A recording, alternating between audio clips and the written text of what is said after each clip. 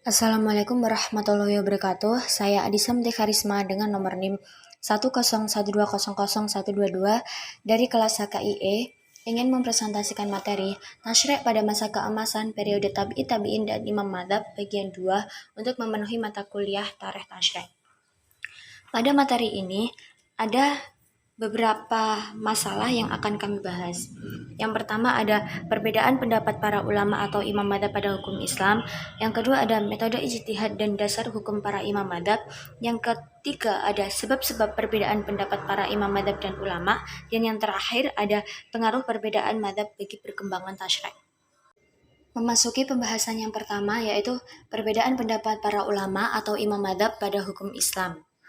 Madzhab adalah pokok pikiran atau dasar yang digunakan oleh imam mujtahid dalam memecahkan masalah atau menetapkan hukum Islam.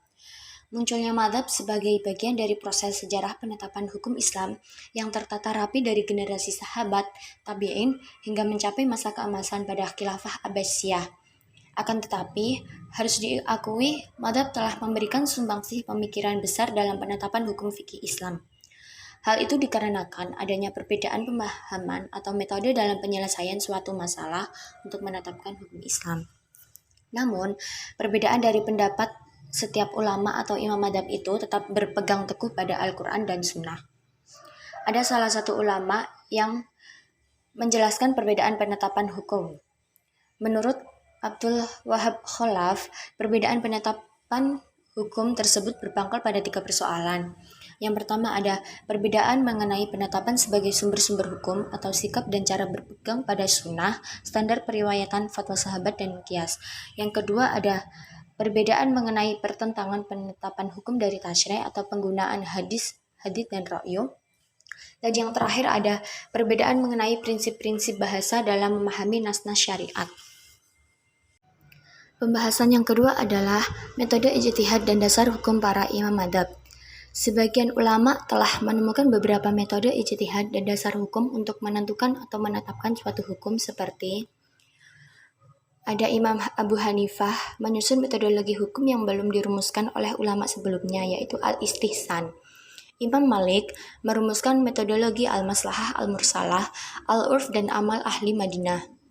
Yang ketiga, Imam Syafi'i merumuskan metodologi analogi atau qiyas. Dalam buku Abu Aminah dijelaskan ada beberapa metode dalam menetapkan suatu hukum, yaitu menurut Imam Madzhab oleh Imam Hanafi, mendeduksi hukum-hukum Islam dari sumber Al-Quran, Sunnah, ijma' sahabat, pendapat sahabat pribadi, dan qiyas. Sedangkan menurut Madzhab Maliki oleh Imam Maliki, merumuskan sumber hukum Islam diurutkan sesuai dengan tingkatan, yaitu Al-Quran, Sunnah, praktik masyarakat Madinah, ijma' sahabat, pendapat individu sahabat, qiyas, tradisi masyarakat Madinah, istislah, dan urf. Yang ketiga ada Madzhab Syafi'i oleh Imam Syafi'i, perumusannya dengan Al-Quran, Sunnah, ijma', pendapat individu sahabat, qiyas, dan istishad. Yang terakhir ada menurut Madzhab Hanbali oleh Imam Ahmad. Sumber hukumnya dengan merumuskan melalui Al-Quran, Sunnah, ijma' sahabat, pendapat individu sahabat, hadis, dhaif, dan qiyas. Pembahasan yang ketiga adalah sebab-sebab perbedaan pendapat para imam madzhab dan ulama. Di dalam buku Mustafa Said Khan, yaitu buku Athar al-Ikhtilafi al-Qawaid al-Usuliyah fi Ikhtilaf al-Fuqaha, telah mencatat beberapa pokok permasalahan yang menyebabkan para ulama berbeda pendapat dalam masalah fikih, yaitu yang pertama ada perbedaan bacaan. Dan yang kedua ada tidak meratanya pengetahuan tentang hadis sehingga pemahaman sahabat tentang hadis tidak sama. Dan sebagian sahabat mendengar banyak hadis, sedangkan sebagian yang lain hanya mengetahui sedikit saja. Selanjutnya yang menyebabkan permasalahan para ulama berbeda pendapat yaitu ragu-ragunya tentang kebenaran hadis. Yang keempat ada perbedaan dalam memahami dan mentafsirkan nas. Yang kelima ada lafadz yang mustarak. Yang keenam ada dalil-dalil yang tampaknya kontradiksi satu dengan yang lain. Yang menjadi masalah adalah maknanya itu selalu bertentangan. Sedangkan menurut Muhammad Zuhri mengatakan, ada 3 masalah pokok yang menyebabkan para ulama dan imam madzhab itu berbeda pendapat, yaitu yang pertama adalah yang ada kaitannya dengan sumber hukum. Maksudnya, yang ada kaitannya dengan sumber hukum nas seperti yang kita ketahui ada qat'i al-wurud dan ada yang dhoni al-wurud. Qat'i al-wurud adalah nas yang disepakati oleh para ahli hukum sebagai sumber hukum Islam karena diriwayatkan secara mutawatir. Sementara yang dhoni al-wurud adalah ulama tidak sepakat dijadikan sebagai sumber hukum Islam sehingga mereka berbeda pendapat dalam banyak persoalan. Masalah yang kedua yang berkenaan dengan metode ijtihad. Dan masalah yang terakhir karena adanya persoalan perbedaan adat istiadat di setiap daerah atau setiap masing tempat itu. Memasuki pembahasan yang terakhir yaitu pengaruh perbedaan madzhab bagi perkembangan tasyri'. Adanya perbedaan madzhab sangat berpengaruh untuk semuanya, atau itu merupakan suatu hal yang wajar dan biasa. Al-Nabhani menandaskan, secara syar'i kita tidak dibenarkan dalam hal apapun kecuali mengikuti hukum-hukum Allah. Akan tetapi, tidak semua orang mempunyai kemampuan untuk menggali hukum syariat sendiri secara langsung dari sumber yaitu Al-Quran dan As-Sunnah.